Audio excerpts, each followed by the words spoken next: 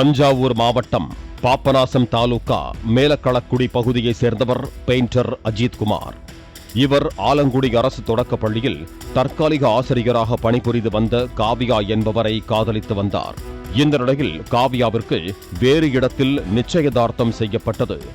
இது அஜித்குமாருக்கு தெரிய வரவே ஆத்திரமடைந்த அவர் கடந்த 2025ஆம் ஆண்டு நவம்பர் 27ஆம் தேதி பள்ளிக்கு ஸ்கூட்டரில் சென்று கொண்டிருந்த காவியாவை வழிமறித்து கத்தியால் குத்திக் கொலை செய்துவிட்டு காவல் நிலையத்தில் சரணடைந்தார்.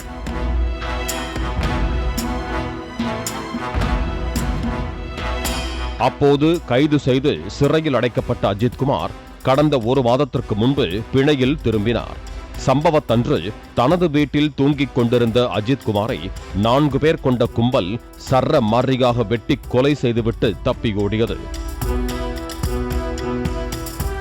இந்த நிலையில் அம்மாப்பேட்டை காவல் நிலையத்திற்கு ஆயுதங்களுடன் சென்று சரணடைந்த காவியாவின் தந்தை புண்ணியமூர்த்தி, ஆலங்குடி லோகேஷ், ராமலிங்கம், புலவர்நத்தம் பகுதியைச் சேர்ந்த கருப்பையா ஆகியோர் தங்கள் வீட்டு பெண்ணை கொன்ற அஜித்குமார் ஊருக்குள் ஜாலியாக சுற்றி வருவதை பொறுக்க இயலாமல் பழிக்கு பழியாக கொலை செய்ததாக கூறியதாக போலீசார் தெரிவித்தனர்.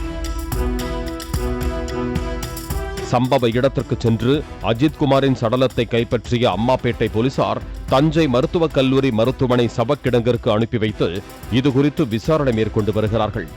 சம்பந்தப்பட்ட காவல்துறையினர் உரிய காலத்தில் குற்றப்பத்திரிகை தாக்கல் செய்திருந்தால் அஜித்குமாருக்கு ஜாமீன் கிடைத்திருக்காது என்றும், போலீசாரின் அலட்சியத்தால் 120 நாட்களுக்கும் மேலாக குற்றப்பத்திரிகை தாக்கல் செய்யாததால் எளிதாக ஜாமீன் பெற்று அஜித்குமார் வெளியே வந்துவிட்டதாகவும் கூறப்படுகிறது.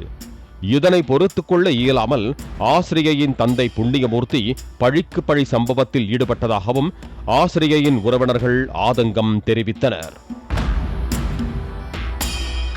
பாலிமர் செய்திகளுக்காக பாபநாசம் செய்தியாளர் சிவக்குமார்.